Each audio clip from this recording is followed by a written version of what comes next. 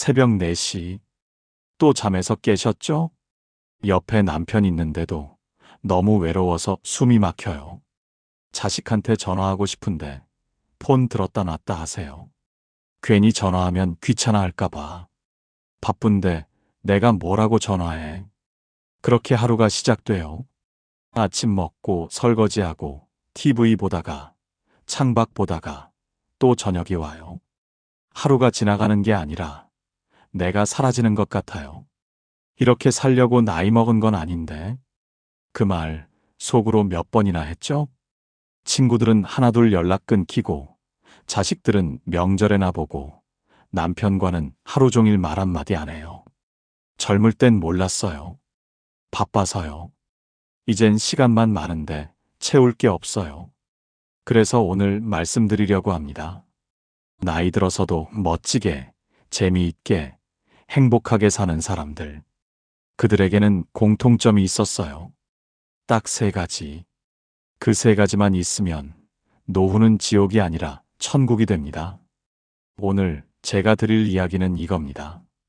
첫째, 작은 즐거움을 스스로 만들어야 합니다. 누군가 채워주길 기다리면 평생 기다려요. 둘째, 관계의 거리를 조율할 줄 알아야 합니다. 집착하지 말고 기대 내려놓고 편안하게 두세요. 셋째, 나를 우선하는 용기를 가져야 합니다. 미안해하지 말고 당당하게 사세요. 이 3가지만 있으면 노후는 외로운 시간이 아니라 진짜 나를 위한 시간이 됩니다. 왜 나이 들수록 가슴이 답답할까요? 현실을 봐야 합니다. 젊을 땐 역할이 분명했어요. 직장인, 부모, 며느리, 아들. 바쁘게 살았죠. 그런데 나이 들면 그 역할들이 하나씩 사라져요. 직장에서 퇴직하고, 자식들은 독립하고, 친구들은 병들거나 떠나고, 배우자와는 말이 줄어들어요. 그럼 뭐가 남죠? 나만 남습니다. 그런데 문제가 있어요. 우리는 평생 나를 위해 살아본 적이 없어요. 항상 누군가를 위해 살았죠. 자식 뒷바라지, 시댁 눈치, 생계 걱정. 내 마음은 늘 뒷전이었어요. 그래서 지금 나만 남았을 때 뭘 해야 할지 모르는 겁니다. 게다가 경제적 불안도 있어요. 연금은 빠듯하고 병원비는 계속 나가고 자식들 도와주고 나면 남는 게 없죠. 그러니 즐거움이나 행복 같은 건 사치처럼 느껴져요. 또 하나, 감정의 문제도 있어요. 나이 들수록 자존심이 약해져요. 내가 이렇게까지 해야 하나? 자식들한테 짐이 되는 건 아닐까? 서운함과 미안함 사이에서 마음이 계속 흔들립니다. 그래서 많은 분들이 그냥 참고 견디고 익숙해지려고 해요. 하지만 그건 행복이 아닙니다.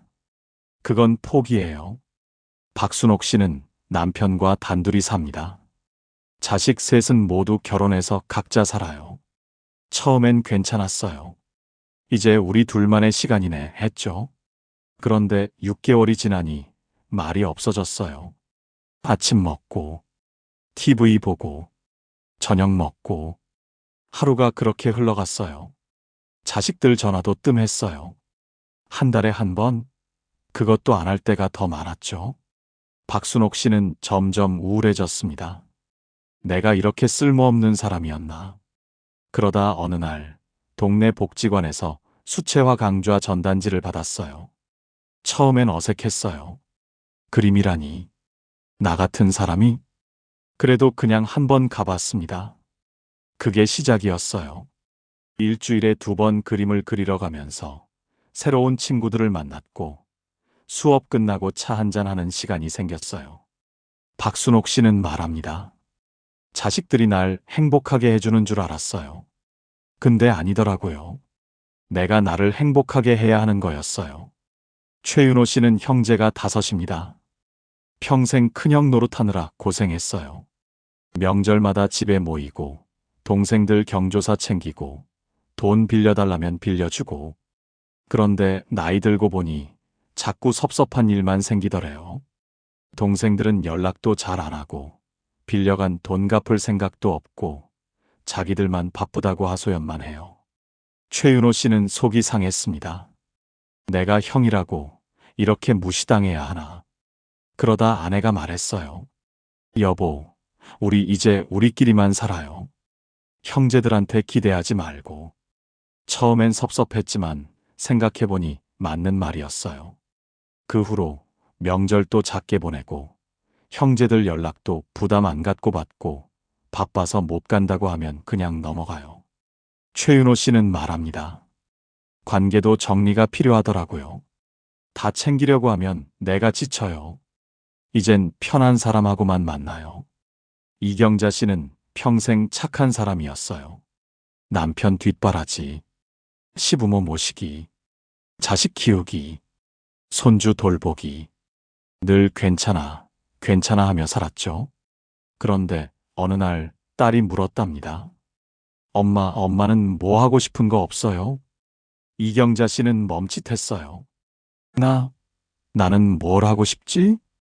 생각해봐도 모르겠더래요. 평생 남을 위해 살다 보니 내가 뭘 좋아하는지도 몰랐던 거예요. 그 후로 이경자 씨는 작은 실험을 시작했습니다. 손주 봐달라고 하면 오늘은 안 돼 해봤어요. 남편한테 오늘 저녁은 각자 먹자 말해봤고요. 혼자 영화관 가서 영화도 봤습니다. 처음엔 죄책감이 들었어요. 내가 너무 이기적인 건가? 하지만 아무도 뭐라 안 하더래요. 오히려 가족들이 말했답니다. 엄마, 이제야 사람 사는 것 같네요. 이경자 씨는 말합니다. 나이 들면 더 미안해하게 되는 것 같아요. 근데 미안해할 필요 없어요. 내 삶도 소중하니까요. 작은 즐거움을 스스로 만들어라. 많은 분들이 착각합니다. 자식들이 자주 와야 행복하지. 친구들이 많아야 외롭지 않지. 남편이 날 챙겨줘야 살맛나지. 아닙니다. 남이 채워주는 행복은 모래성 같아요. 자식은 바빠요. 친구는 병들어요.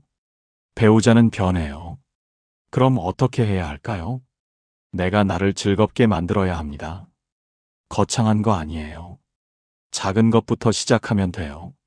좋아하는 꽃 사서 집에 두기. 맛있는 빵 사서 혼자 먹기.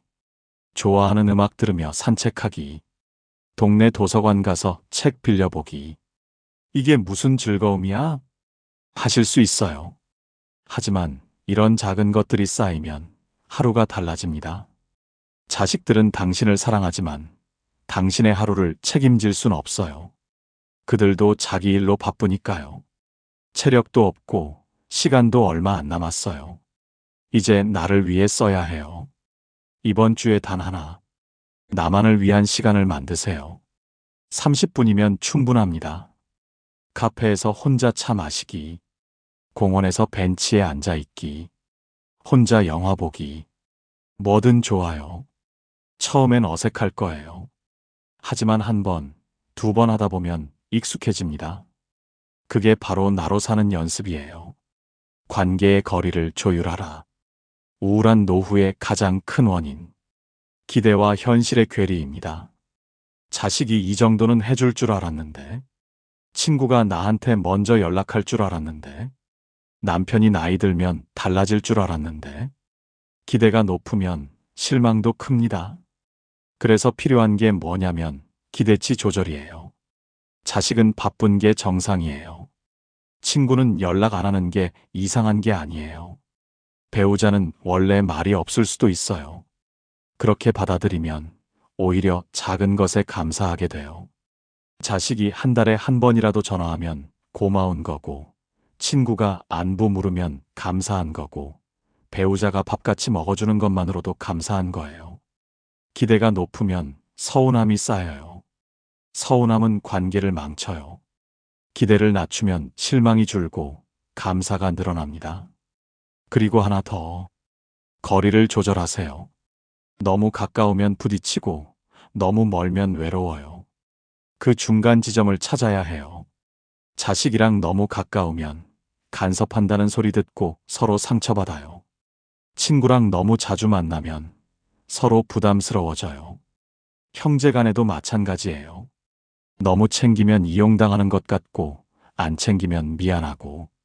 모든 관계엔 적정거리가 있어요. 가까운 게 항상 좋은 건 아니에요. 숨 쉴 공간이 있어야 관계가 오래 갑니다. 나이 들수록 체력도 에너지도 줄어들어요. 모든 관계를 다 유지할 순 없어요.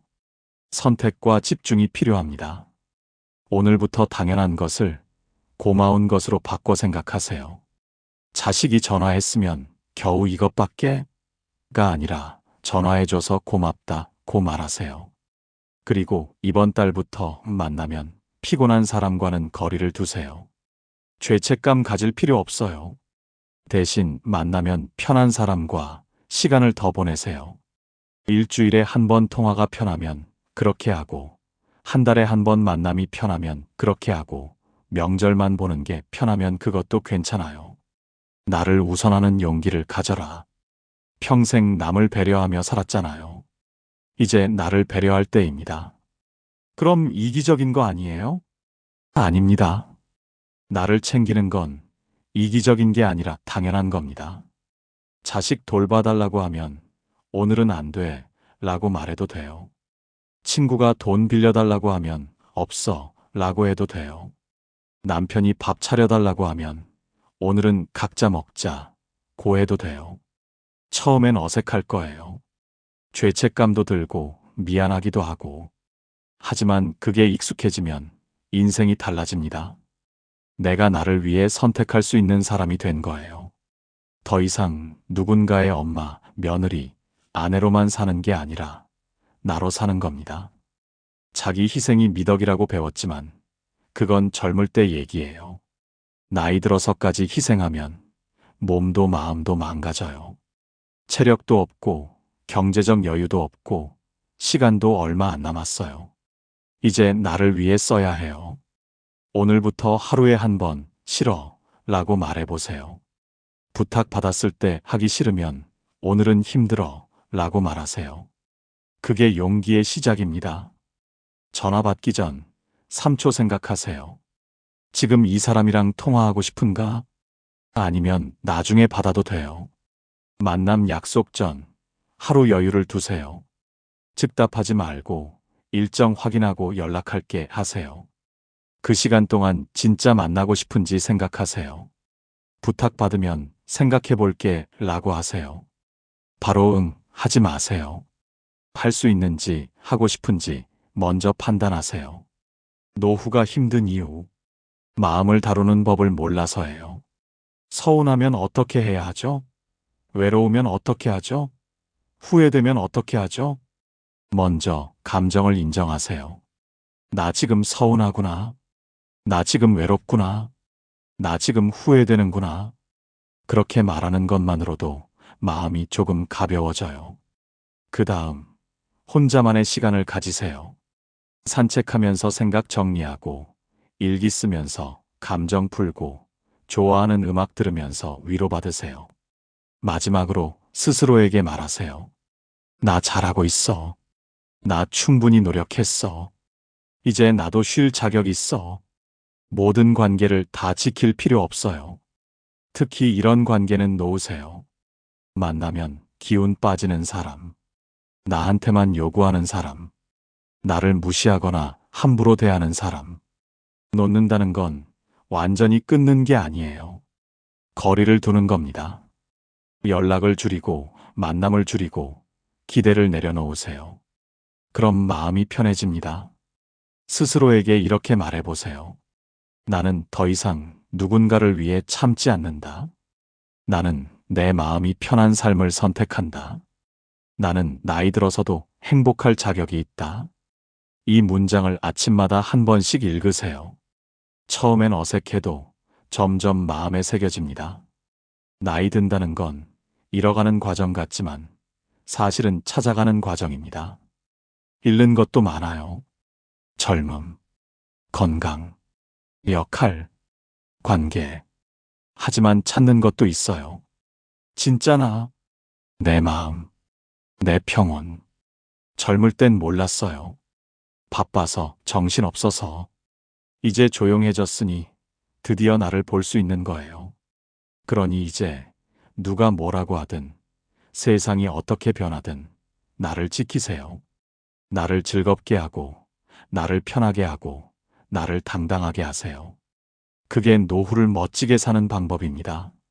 오늘 이 이야기가 여러분의 마음에 작은 위로가 되었으면 좋겠습니다. 혼자가 아니에요. 우리 모두 비슷한 마음으로 살고 있어요. 그러니 우리 함께 잘 살아봅시다. 이 영상이 도움이 되셨다면 구독과 좋아요 부탁드립니다. 여러분이 힘들 때 다시 찾아올 수 있도록 언제나 이 자리에 있겠습니다. 여러분의 노후가 외롭지 않고 아프지 않고 당당하기를 바랍니다. 감사합니다.